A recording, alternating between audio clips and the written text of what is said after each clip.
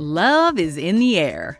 Welcome to MsMojo, and today we're counting down our picks for the top 10 Netflix romance movie couples. For this list, we're looking at our favorite pairings from Netflix original films. If you like what you're hearing, be sure to check out the full song at the link below.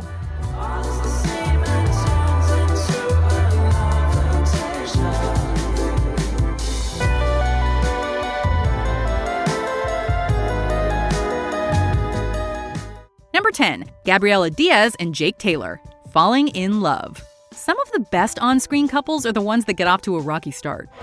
Just can't keep away from me, can you? You just keep dreaming, don't you? You just pretend I'm not here, like usual. In Falling in Love, Gabriella and Jake don't exactly take a liking to one another right away. But that's what makes it so satisfying when they finally realize their passionate feelings are closer to love than hate. You were gazing. No, I wasn't. Yeah, you were. Wistfully. American Gabriella finds herself restoring a crumbling inn in small-town New Zealand, and Jake is the unlikely partner who helps her along the way. The plot of this rom-com may be predictable, but sometimes we need a plot that doesn't exactly take us by surprise. And I guess I might get my fairy tale ending too. Number 9, Violet Markey and Theodore Finch, All the Bright Places. What are you doing? It would be easy to make the mistake of going into viewing All the Bright Places thinking it's going to be a lighthearted teen romance, but this story is much deeper and darker than it may initially seem. What's going on inside that pretty head? I met you standing on a ledge.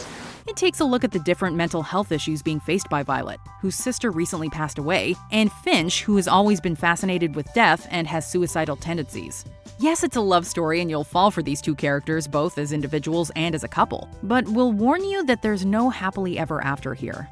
Number 8, Harper Moore and Charlie Young, Set It Up. Hi. Whose food is this? It's mine. You got 3132, it's all yours.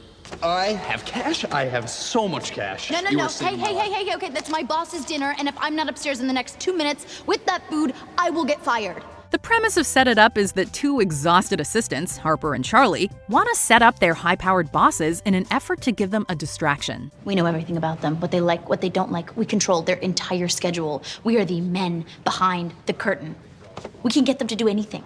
But of course, there's more than one romantic plot taking place in this movie. And while they're not looking to find romance with each other, fate has other ideas.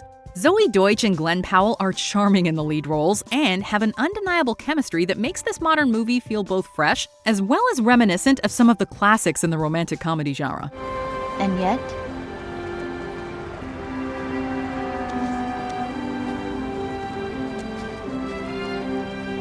Number 7, Abby and Sam, Irreplaceable You. How is it possible something that giant comes out of there? There's something so endearing about couples that started off as childhood sweethearts. In Irreplaceable You, we get to see Abby and Sam's relationship develop from their youth to their adolescence to adulthood. The two fish fuse into one. And we're walking. And we have our listening ears on.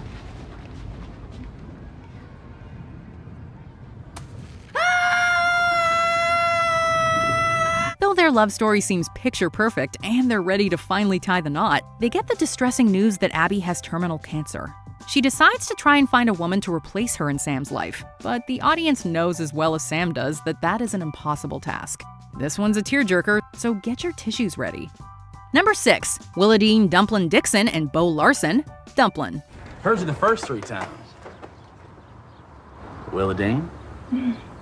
How about? While the primary focus of 2018's Dumplin may not be Willadine's quest for love, the romantic subplot is a sweet one. If only they had a magic 8-ball.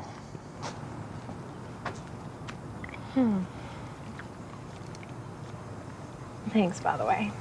Weirdly, always wanted one of these. Will has a big crush on Bo, who works with her at the local diner, but she's lacking self-confidence when it comes to his feelings for her.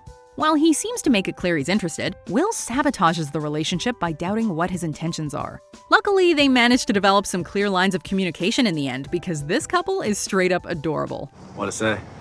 It said, outlook good.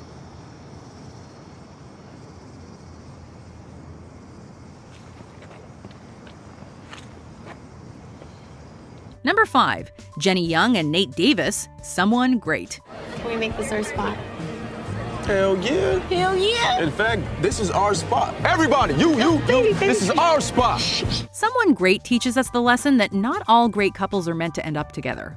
Gina Rodriguez and Lakeith Stanfield star as Jenny and Nate in this comedy that can go from hilarious to heartbreaking in just a few quick moments. While we mostly see these characters after they've already broken up, we're treated to flashbacks of their relationship that show the audience exactly what Jenny is fighting for. What?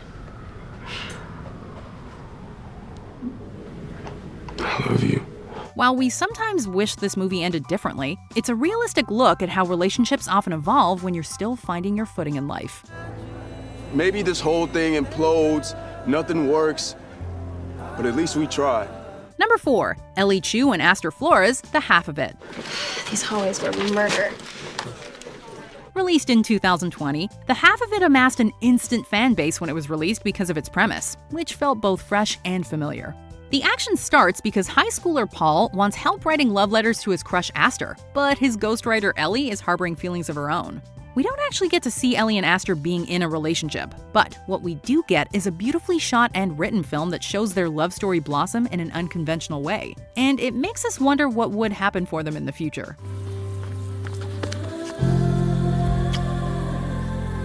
Number 3. Sasha Tran and Marcus Kim, Always Be My Maybe. I love you, Marcus. I've loved you since we were kids. And I don't need you to live my life, but I need you to understand that this is my life. When we meet Sasha and Marcus, they're childhood besties and neighbors living in San Francisco.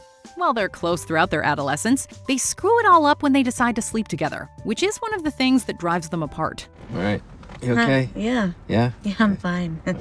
How are you? Oh, I'm so great. When they're reunited years later, they couldn't be more different, with Sasha working as an uber-successful celebrity chef and Marcus still living with his dad. While the two may be an unlikely pairing, it's obvious that their old chemistry has not faded.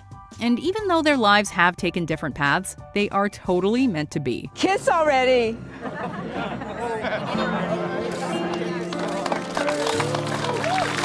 Number 2. Alex Truelove and Elliot, Alex Strangelove. There you are! You little stoner! Guys, meet my friend Claire. Friend? At first, it seems like Alex Strangelove is going to be a love story between Alex and his best friend Claire, who he escalates his relationship with at the beginning of the film. But Alex soon meets Elliot, who is openly gay, and he forces Alex to examine his own sexuality. We see the two young men develop a friendship, but there's clearly a lot more going on beneath the surface. Elliot, hey. How's it going? Great. Just browsing, just sort of, The film is largely about Alex's own journey to discover who he wants to be, but we get enough glimpses at his relationship with Elliot that it leaves us wanting so much more, even after the final scenes. Is it just me, or have romantic movie couples come a long way since, When Harry Met Sally days? A lot of them are more balanced relationships and good, healthy couples now. So very glad modern media has caught up. Anyway, we have a few more to look at, so let's explore some honorable mentions, and then we'll see our top Netflix romance movie couple. Lona Skinner and Bennett Russell, Candy Jar. There you go. And congratulations. You look good in red. It's crimson. Oh, shut up. Leilani Brooks and Jibran, The Lovebirds. Baby, you're a firework. Come on, show them what you're worth. Make them go, oh, oh, oh, as you shoot across the sky, high, high. Shelly, Elle Evans, and Noah Flynn, The Kissing Booth. Sophomore year, spring fling, I was dancing with Randy Melrose. A romantic song came on, and I was like, oh, what's gonna happen? But until it just didn't, because...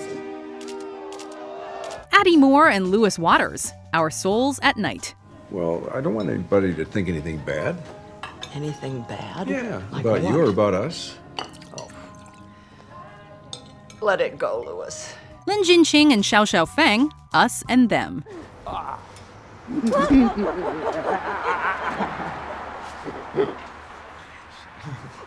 Before we continue, be sure to subscribe to our channel and ring the bell to get notified about our latest videos. You have the option to be notified for occasional videos or all of them. If you're on your phone, make sure you go into your settings and switch on notifications. Number 1. Lara Jean Covey and Peter Kavinsky, To All the Boys I've Loved Before. First things first, we need to have a contract so we're on the same page about the rules. Guy rules? Come on, you really know how to zap the fun out of a situation. Netflix seriously upped their game when they released To All the Boys I've Loved Before in 2018. This teen rom-com had echoes of John Hughes classics, but also has all of the modern conventions to make it appeal to audiences both young and old alike. At the center of the story is the relationship between the introverted homebody Lara Jean and the popular jock Peter Kavinsky.